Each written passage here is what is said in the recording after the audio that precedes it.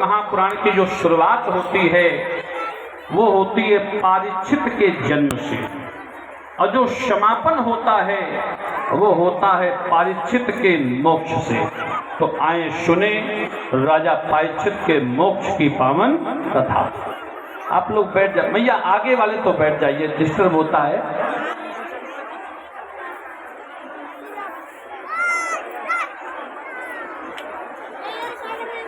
जितने लोग आगे खड़े सभी लोग बैठ जाएं। भैया आप लोग बिठा दो इनको। बोलो यज्ञ नारायण भगवान की। ऐसे नहीं, दोनों हाथ उठा के बोलना है, भारत माता की। वैदिक हिंदू सनातन धर्म की, हिंदू राष्ट्र की, भक्त और भगवान की। भाई अब तुम लोगों ने, कम लोगों ने हाथ उठाया जो हमने कहा भक्त और भगवान की। अच्छा आज ये बताओ, जो उधर बैठे हैं, उधर माने नीचे, और जो इधर बैठे हैं, दोनों में से बड़ा कौन? जल्दी हाथ ऊपर करो। कौन बड़ा? नहीं, गलत बात। तुम बड़े हो। पूछो कैसे? हमारे वेदों में जिसका नाम पहले लिया जाए वो बड़ा। जैसे रामायण में लिखा है सबसे पहले, ध्यान देना, रामायण में सबसे पहले लिखा है बड़े का नाम लिखा है। जानते हो क्या नाम है बड़े का? श्री गुरु चरण सरोज रज। गुरु बड़ा हो गया, गुरुर ब्रह्मा गुरुर विष्णु बड़ा हो गया। पर यहाँ पर विषय ये है कि हम कथा कह रहे हैं, तुम सुन रहे हो, तो हम और तुम दोनों के बीच में कौन बड़ा? जिसका नाम पहले आवे वो बड़ा। ध्यान देना, श्रोता लिखा है मानस में, श्रोता, फिर वक्ता। तो पहले श्रोता, श्रोता वक्ता ज्ञान निधि, अब कथा राम की गूढ़। तो जो कथा सुनता है वो बड़ा होता है। अच्छा सही बताना, हमारे यहाँ बड़े आदमी को कहते हैं जमींदार। जमींदार माने जमीन का मालिक। तुम सब कहाँ बैठे हो? जल्दी बोलो। जमीन में। जो जमीन में बैठा वो जमींदार, और जो ये चौकी में बैठा वो चौकीदार। तो बोलो जमींदार बड़ा होता है कि नहीं होता है? इससे जमींदार बड़ा ही होता है। और तुम लोग चिंता नहीं करना, बहुत जल्दी कन्नौज में पुनः हमारी भागवत हो रही है। बहुत जल्दी हम कन्नौज में कथा कहने आ रहे हैं। आज 2 लोगों ने हमसे निवेदन किया है, पर चूंकि अभी मैं अप्रैल तक खाली नहीं हूँ, अप्रैल तक मेरे YouTube चैनल में देखना कथाएं बराबर लगी हैं, तो मैंने उनसे कहा फोन में संपर्क होता रहेगा। पर ये फाइनल मानो कि मई के महीने में कन्नौज में पुनः स्वतंत्र मंच से हमारी फिर से कथा होगी। आप सब लोगों के लिए सुखद समाचार है। हमारे पास 2 कथाओं का निवेदन है, पर हमने अभी तारीख नहीं दिया, चूंकि अभी हम कुंभ में जा रहे हैं और अभी हम अप्रैल तक खाली भी नहीं, एक भी दिन हमारी कथाएं लगातार बुक हैं। तो आपका हमारा मिलन पुनः होगा। दर्श परशुर मज्जन पाना। फिर से हम और आप आमने सामने बैठकर भगवान की कथा सुनेंगे। बहुत अच्छे परिवार दोनों हैं जो कथा के लिए संकल्प लेकर आए थे, पर मैंने कहा संकल्प तुम्हारा पक्का है पर तारीख अभी पक्की नहीं है। उन्हें कथा अच्छी लग गई है। अब ये तो दवाई है जिसको सूट कर जाए, जो दवा जिसको सूट कर जाए। दुनिया बनाने वाले ने सब कुछ बना दिया, दुनिया बनाने वाले ने सब कुछ बना दिया। अब किसको क्या मिले ये तो मुकद्दर की बात है, किसको क्या मिले ये मुकद्दर की बात है। ये तो अपने अपने मुकद्दर का खेल है। क्योंकि मैं अंतिम कथा के रूप में राजा परीक्षित कथा, क्योंकि जाकी रही भावना जैसी,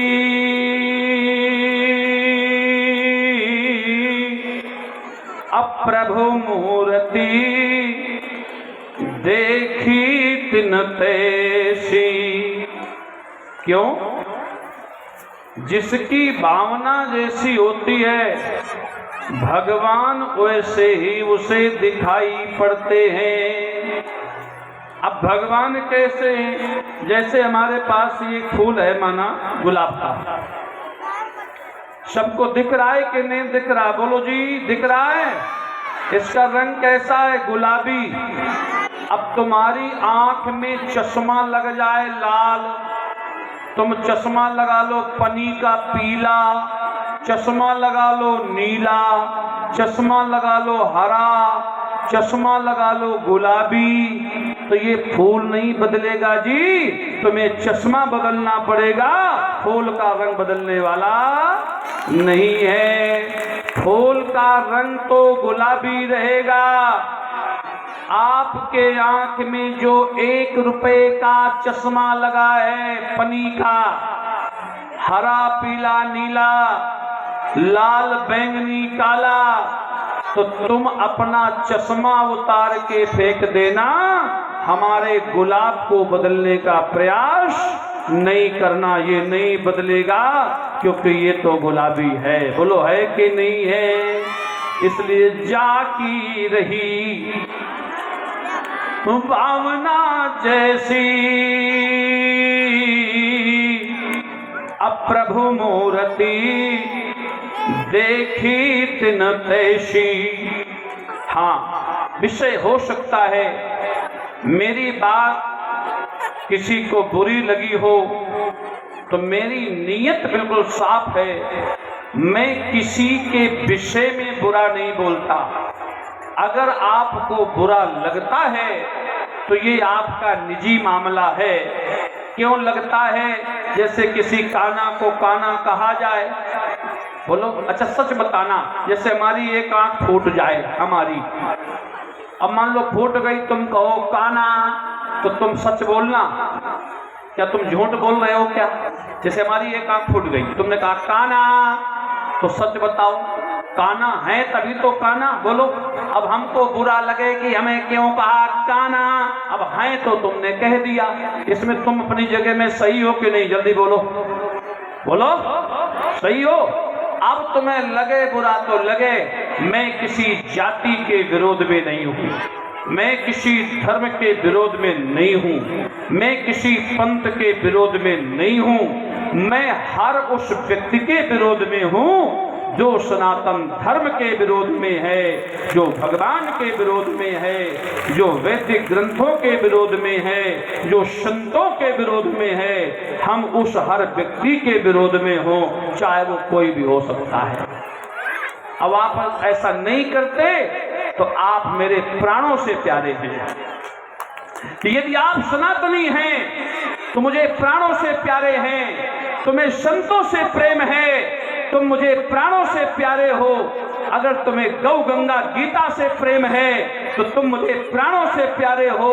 अब अगर तुम्हें धर्म से नफरत है तो हमको तुमसे ज्यादा नफरत है। बस फर्क केवल ये है, तो जाकी ही रही भावना जैसी, अप्रभु मूर्ति देखी तिन तैसी। जिसकी जैसी भावना वैसा होता है दर्शन, और दर्शन से होता है प्रदर्शन। तो राजा परीक्षित के, अब मैं ये कथा जो कहूंगा, जितना मैंने बोला 5 मिनट, उसी का कथा सार सुन लें। राजा परीक्षित शिकार खेलने जाते थे, लौट कर आए तो भागवत महापुराण की अंतिम कथा, तो समीक मुनि आंख बंद किए बैठे थे। तो राजा परीक्षित के मंत्रियों ने कह दिया, महाराज ये तुमसे नफरत करता है संत, जब तुम निकलते हो तो तुम्हें देख के आंख बंद कर लेता है, तुम्हें देख करके आंख बंद कर लेता है, तुमसे ये नफरत करता है, आंख बंद कर लेता है, ध्यान रखना। तो राजा समीक, संत समीक को देखकर राजा परीक्षित ने, जानते हो क्या कर दिया?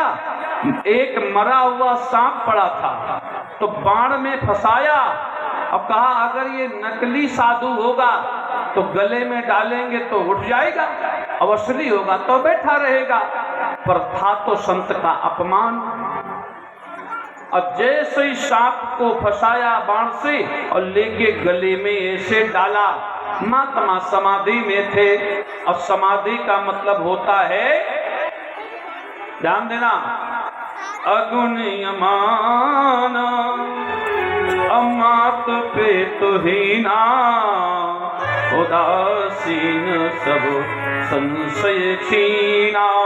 जो समाधि में होता है वो जिंदा नहीं होता, वो तो ब्रह्म के सानिध्य में हो जाता है, शरीर उसका रखा रहता है। जब वो वापस आएगा तब वो जिंदा हो जाएगा। समाधि का मतलब है शिव। अब वो शिव में था, अब गले में डाला तो एक चेला वहां बैठा था। उस चेला का नाम था महात्मा श्रृंगी। श्रृंगी जी को बुरा लगा, क्योंकि संत का अपमान है और संत का अपमान है। और जब बुरा लगा तो श्रृंगी जी ने हाथ में जल लिया और श्राप दे दिया। कहा, अरे दुष्ट राजा, जिस मरे सर्प को तूने गुरुदेव के गले में डाला है, आज के 7वें दिन इसी सर्प के काटने से तुम्हारी मृत्यु हो जाएगी। अब राजा परीक्षित घबरा गए। मौत से सब डरते हैं, मौत से सब डरते हैं, पर डरते वही हैं जो कायर होते हैं। मृत्यु क्या है, वस्त्र बदलना। कि मृत्यु क्या है, वस्त्र बदलना, 2 पल का विश्राम साथियों। मृत्यु क्या है, वस्त्र बदलना, 2 पल का विश्राम साथियों। जीवन एक अखंड पर्व है, साधारण त्योहार नहीं। लेकिन इतना अटल सत्य है कि मरने से डरने वाले को जीने का अधिकार नहीं। मरने से डरने वाले को जीने का अधिकार नहीं। लेकिन इतना अटल सत्य है, लेकिन इतना अटल सत्य है। क्या अटल सत्य है जानते हो? मृत्यु क्या है, वस्त्र बदलना, 2 पल का विश्राम साथियों। जैसे ये कपड़े हम रोज बदलते हैं ना, ऐसे ये अपनी अवस्था में आकर शरीर से आत्मा नए शरीर में प्रवेश कर जाती है और इस पुराने शरीर को त्याग देती है। इसी को जीना और मरना कहते हैं। ब्रह्म ज्ञानी मृत्यु के भय से कभी भयभीत नहीं होते हैं। ब्रह्म ज्ञानी मृत्यु के भय से भयभीत नहीं होते, क्योंकि मरना तो कायरों की भाषा है। हम लोग तो अजर और अमर हैं, क्योंकि आत्मा ना विनश्यति। शरीर मरेगा, ये जन्म नष्ट होगा, पर आत्मा नहीं मरेगी। आत्मा तो अजर और अमर है। फिर जन्म होगा, फिर यही कथा होगी, फिर यही होगा। जो आज हो रहा है वो सनातन होता रहेगा, क्योंकि हम लोग मरने को मानते हैं, वस्त्र बदलना। जिस समय राजा परीक्षित मृत्यु को सुना डर गए। अब वो सब जगह जा रहे हैं, कहीं पर रास्ता नहीं मिल रहा। अब क्या करे राजा परीक्षित? राजा परीक्षित ने विचार किया कि संतों के पास जाए। अंत में संतों की शरण में जाना पड़ता है। इसलिए मैं कहा करता हूं, प्रथम भक्ति। तुम चाहे 1000 माला रोज करो, फल नहीं मिलेगा। और चाहे जितने पूजा पाठ करो, अगर संतों से श्रद्धा नहीं है तो आपको फल नहीं मिलेगा। क्योंकि प्रथम भक्ति असंतने कर संगा, अदोषर रति मम कथा प्रसंगा। पहली भक्ति क्या है? संतों का संग, सत्संग। संतों की सेवा ही तुम्हारी भक्ति का प्रमुख द्वार है। इसलिए भक्ति के मार्ग पर चलने के लिए संत का सानिध्य चाहिए। राजा परीक्षित डर गए, यहाँ वहां घूमने लगे। राजा परीक्षित तुरंत पहुंचे कहाँ? देवर्षि नारद जी के पास। कहा देवर्षि क्षमा करें, हमसे एक अपराध हुआ है और हमसे पाप हुआ है, रास्ता बताएं। तो नारद जी ने कहा जाओ तुम श्रीमद् भागवत महापुराण का 7 दिवसीय पारायण सुने। बोले महाराज कौन सुनाएगा?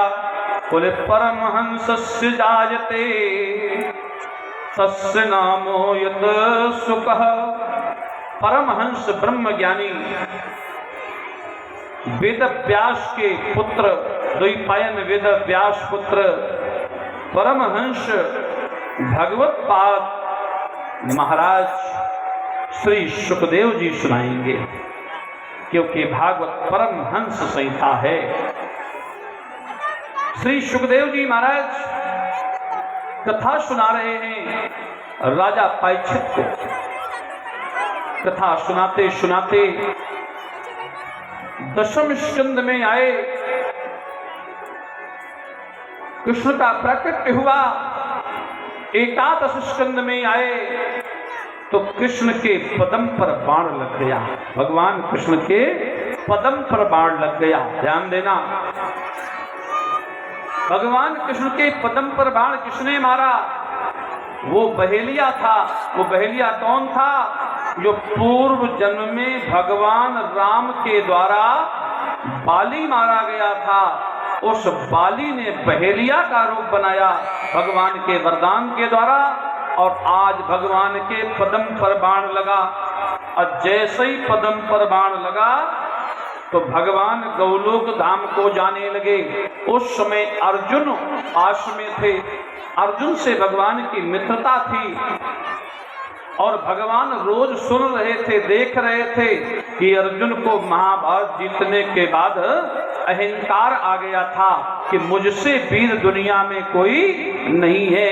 तो भगवान ने कहा आज मौका है अर्जुन का भी अहंकार नष्ट कर दें। कन्हैया के पदम पर बाण लगा। बाली ने बहेलिया बन करके वही बाण मारा। उस समय भगवान कहते पार्थ, ये 16,108 गोपियां, जाओ इन्हें हस्तिनापुर ले जाना, इनके खाने रहने की समुचित व्यवस्था करना। अर्जुन को अहंकार था अपने गांडीव धनुष का और बाण का, और जैसे उस अहंकार के वशीभूत अर्जुन ने देखा, क्या देखा अर्जुन ने? विचार करना। अर्जुन ने देखा अब तो कन्हैया जा रहे हैं, और रास्ते पर जैसे रथ में बैठे तो भीलों ने रोक लिया और कन्हैया की उन ब्रज वनिताओं को, गोपियों को भीलों ने छीन लिया अर्जुन से। अब अर्जुन धनुष उठा रहे, बाण उठा रहे, कुछ नहीं हो रहा। क्यों? अर्जुन के हाथ में जो धनुष था वो गांडीव था, वो महात्मा दधीच की अस्थियों से बना हुआ था, उसे केवल भगवान ही चला सकते हैं। तो शूरवीर नहीं होते हैं, समय होत बलवान, अभीलन लूटी गोपियां, वही अर्जुन वही बाण। अर्जुन ने कहा मेरे तरकस का बाण धनुष में क्यों नहीं चढ़ा? तो आकाशवाणी हुई, पार्थ तुम भगवान के अवतार नहीं हो। सारंग, गांडीव, पिनाक और वज्र ये केवल भगवान के हाथों से चलते हैं, इसलिए इस पर तुम्हारा कोई जोर नहीं है। जब तक कन्हैया रथ में बैठे थे तो उसी गांडीव से बाणों की वर्षा होती थी, और जैसे ही भगवान कृष्ण हटे तो वो फिर समाप्त हो गई ताकत, वो शक्ति ही समाप्त हो गई। इसलिए राजा परीक्षित को मोक्ष की प्राप्ति श्रीमद् भागवत महापुराण से हुई। इस संसार में जिसे मोक्ष चाहिए तो 7 दिवसीय ज्ञान यज्ञ संकल्पता भागवतम, भागवत से मोक्ष की प्राप्ति होती है। अब जैसे ही पदम पर बाण लगा भगवान वैकुंठ जाने लगे। सुखदेव जी उतर गए व्यास पीठ से। अब जैसे उठे तो पिता वेद व्यास आकर के श्रीमद् भागवत महापुराण का समापन किया, और जोर जोर से वेद व्यास रोने लगे, अपने बेटे को बुलाने लगे। यम प्रभुजंतु मन पे तनु पे तुकृत्यम, द्वैपायनो विरह का तरिया जिहावो, पुत्रे तन्मयी तया। बार बार बुला रहे हैं, पुत्र आओ, पुत्र आओ।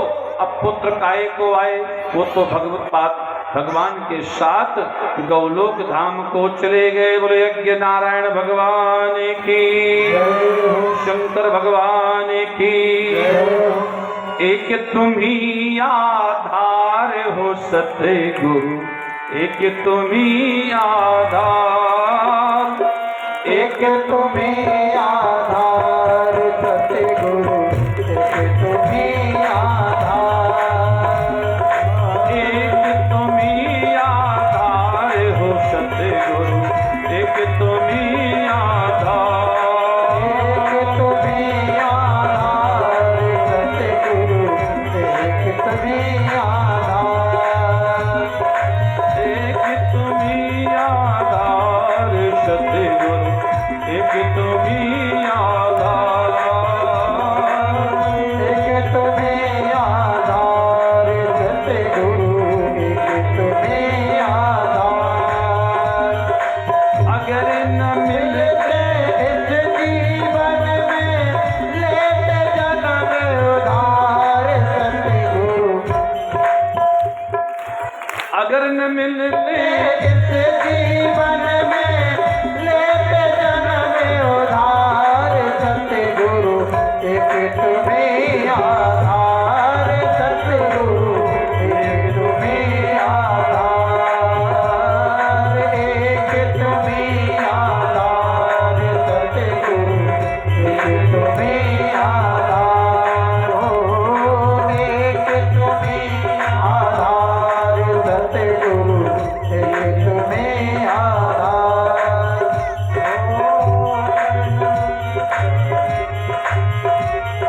एक तुम ही आधार सतगुरु, एक तुम ही आधार।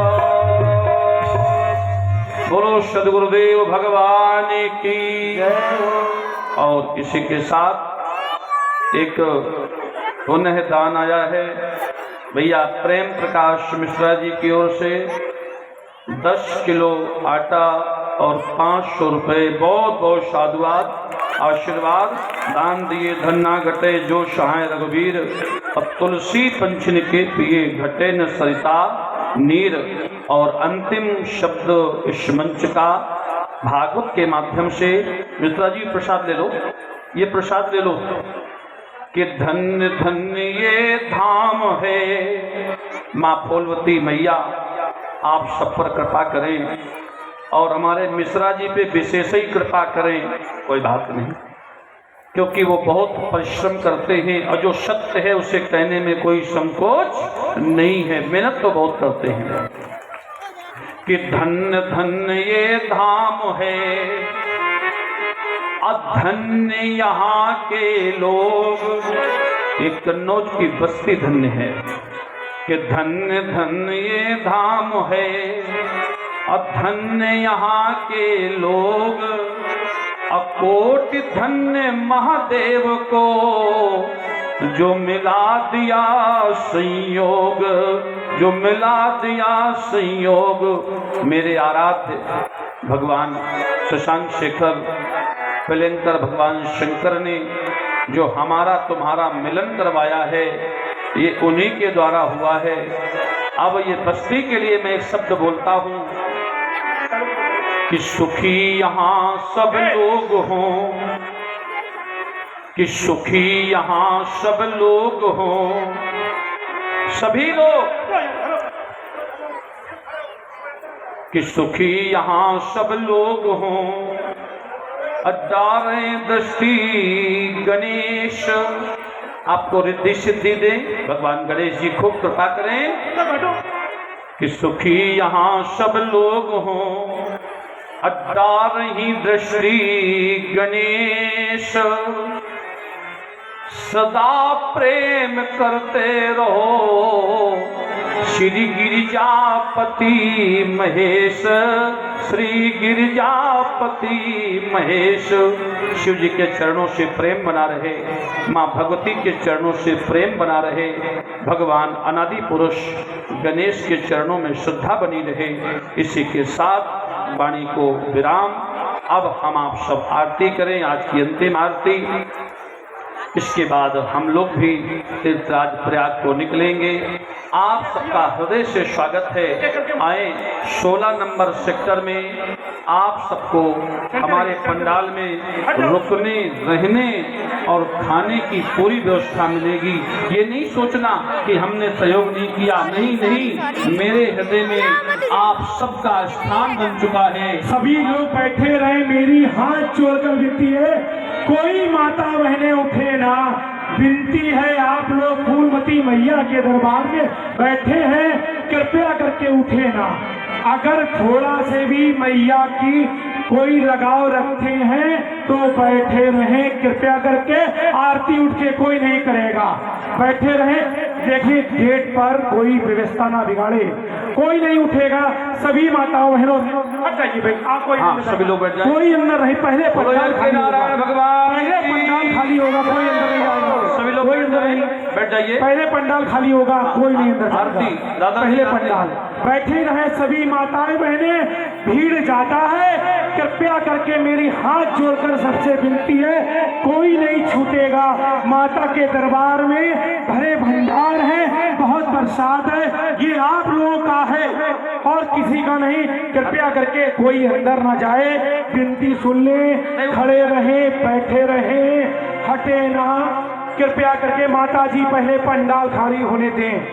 पहले पंडाल, पीछे की माताएं बहनें उठे, जिससे कि किसी आपकी माता बहन के चोट ना लगे, ना गिरे। पीछे से उठती रहे, पीछे से उठती रहे।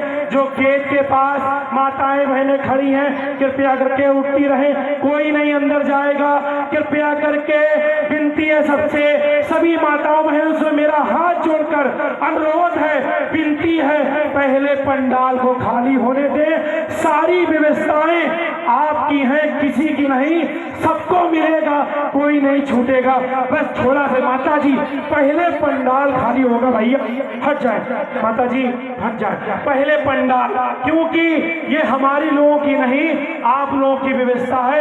बिगाड़ो ना कोई, हट जाइए माता जी, बिगाड़े मत कोई, जिससे कि प्रशासन लगा हुआ है, आप लोगों को कुछ कहे, इसलिए पहले पंडाल को खाली होने दे।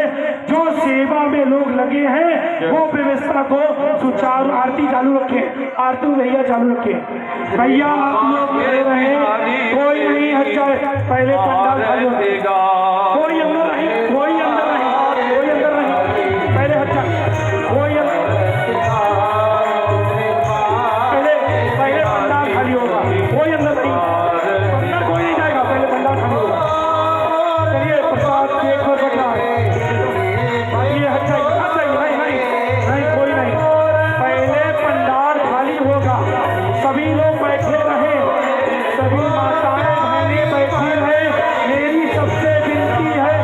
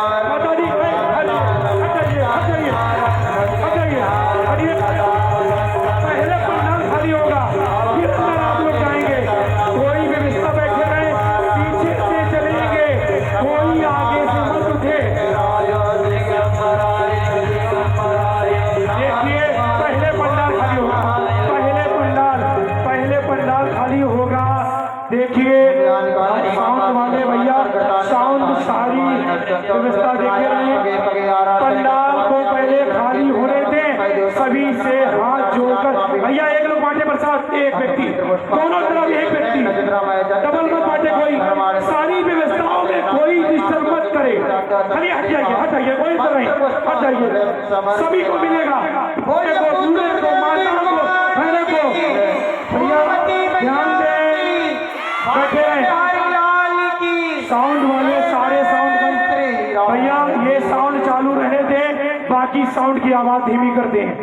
देखिए माताओं बहनों से, बच्चों से, भाइयों से, बुजुर्गों से अनुरोध है, विनती है, उठे मत, बैठे रहे। कृपया करके पंडाल में व्यवस्था आपकी है, बिगड़े ना। बहुत से बुजुर्ग माताएं बहनें और बूढ़ी माताएं बूढ़े बुजुर्ग हैं, धक्का मुक्की मत करे। माताओं ध्यान रखें, पहले पंडाल खाली होगा, उसके बाद कोई अंदर जाएगा, सभी को मौका मिलेगा, सभी को प्रसाद मिलेगा, कोई नहीं छूटेगा। रात के 10 बजे तक प्रसाद बटेगा, रात के 10 बजे तक, इसलिए परेशान कोई ना हो। कृपया करके आप लोग, मेरी विनती है, धक्का मुक्की किसी को मत करें। छोटे बच्चे हो, बड़े हो, बूढ़े हो, माताओं, सबको प्रसाद दीजिए। गेट पर सबको मिलेगा। पूरा प्रशासन कन्नौज के आपकी सेवा में लगा हुआ है। देखिए कितनी कन्नौज की पुलिस प्रशासन, सारे भक्त आप सभी माताओं के सहयोग में है, इसलिए आपसे भी विनती है, कृपया करके पंडाल के आगे से कोई ना उठे, पीछे से उठे। सभी माताओं बहनों से अनुरोध है, कोई भी धक्का मत दे, मेरी विनती है। अपने मोबाइल, पर्स, अपनी साल, कोई जरूरी सामान महाराज जी को रास्ता दे दें। महाराज जी को आप लोग ध्यान रखें, क्योंकि निकलना भी है उनको। देखिए जो लोग बाहर खड़े हैं वो भी सुन ले। माता जी पहले पंडाल खाली होगा। माता जी सबसे विनती है, प्रसाद दोनों तरफ बट रहा है, प्रसाद दोनों तरफ बट रहा है। जीतू एक तरफ लग जाओ, देखते रहे कायदे से, कोई छूटे ना, कोई छूटे ना। दोनों तरफ प्रसाद बांटने वाले जल्दी जल्दी हाथ चलाएं। जो प्रसाद ला रहे हैं उनकी रास्ता खाली कर दें, कृपया करके। पंडाल क्यों जी जी मैं जी, जब तक मेरा सिंहासन खुलता है मैं 10 मिनट बैठा हूँ। आराम से, कोई दिक्कत नहीं, आपके बगैर पंडाल सोना है। हाँ ठीक है सिंहासन खुल रहा है, आराम से महाराज 10 जी। मिनट आप लोग वहीं। देखिए माताओं बहनों से अनुरोध है, जो लोग खड़े हैं, बाहर खड़े हैं, उन सभी को भी प्रसाद मिलेगा, कोई नहीं छूटेगा।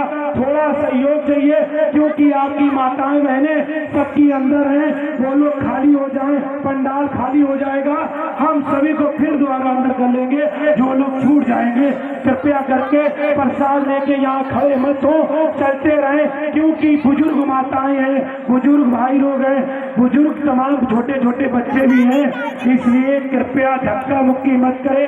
जो सहयोग में लोग लगे हैं कृपया करके वो भी ध्यान रखें, किसी के साथ व्यवस्था डिस्टर्ब न हो, रास्ता बढ़ते रहे, छोड़ते रहे, जिससे कि ये माताओं बैठी रहे। कृपया करके माता जी आगे जो है वो बैठी रहे, पंडाल में आप लोग बैठी रहे। माताएं बहनों से अनुरोध है, पंडाल के आगे से मत उठे, पीछे के लोग निकालें, जो पीछे हैं कोई परेशान ना हो। प्रसाद रात के 10 बजे तक बटेगा, परेशान कोई ना हो, धक्का मुक्की मत करें।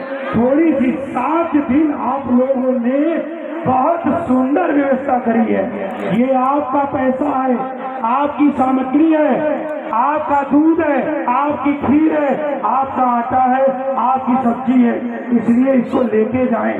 कृपया करके विनती है, धक्का मुक्की मत करें। सब लोग सहयोग में लगा है, पूरा कन्नौज आपके सहयोग में है, पूरा प्रशासन सहयोग में है, तो आप लोगों को दिक्कत नहीं होनी चाहिए।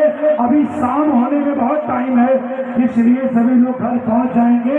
पंडाल से एकदम मत उठे, लाइन से। माता जी पहले पंडाल को खाली होने देंगे, तब कोई अंदर जाएगा। पहले पंडाल देखिए, जो व्यवस्था लोग लगे हैं, पहले लाइन से सभी माताएं उठे ना, एक साथ जो यज्ञ शाला पास है वो लोग रुके रहे। कृपया करके कथा पंडाल को खाली होने दें, थोड़ा सा महाराज जी की व्यवस्था रखना, उनको डिस्टर्ब मत करें आप लोग। देखिए माताएं लाइन, देखिए गेट पर तो लगी है, दो गेट पर लाइन लगी है, लाइन से आइए। प्रसाद गेट पर बहुत है, कमी नहीं है, रात के 10 बजे तक बटेगा, कोई नहीं छूटेगा। और प्रसाद रात के 10 बजे तक बन रहा है, क्योंकि आप सामग्री दे गई थी, आपका अंशदान है। बच्चे हो गोदी में, 2 बच्चे हो, 4 बच्चे हो, सबको प्रसाद दीजिए। माता जी हट जाइए, सबको प्रसाद दीजिए। गोदी में बच्चे हो, 2 लोग, 4 लोग, 5 लोग, किसी को मत छोड़ना, सबको प्रसाद देना, सबको कोई ना छूटे। पूरे पंडाल में सबको प्रसाद मिलेगा। जो भाई बहन बाहर खड़े हुए हैं रोड पर, उनको भी प्रसाद मिलेगा, कतई कम नहीं है, इसलिए परेशान ना हो, प्रसाद निरंतर जारी रहेगा। थोड़ा सहयोग बनाए रखें, क्योंकि पंडाल में भीड़ कम नहीं हो पा रही है अभी, इसलिए कोई अंदर मत जाए, ये विनती है मेरी सभी से। प्रसाद लाने वाले लोग प्रसाद निरंतर दोनों तरफ गेटों पर पहुंचाएं। ये प्रसाद में हक सभी भक्त का है, किसी एक का नहीं ये प्रोग्राम है। ये फूलमती माता की कृपा से, आप सभी भक्तों के सहयोग से, आपके अंशदान से, आपके पैसे से, आपकी सामग्री